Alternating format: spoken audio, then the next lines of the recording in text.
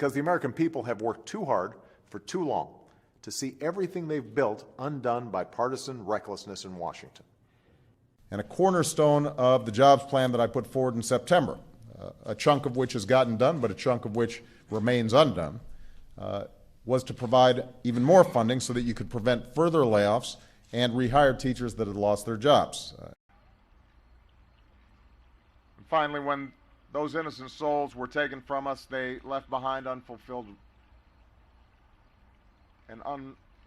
work and tasks that remain undone.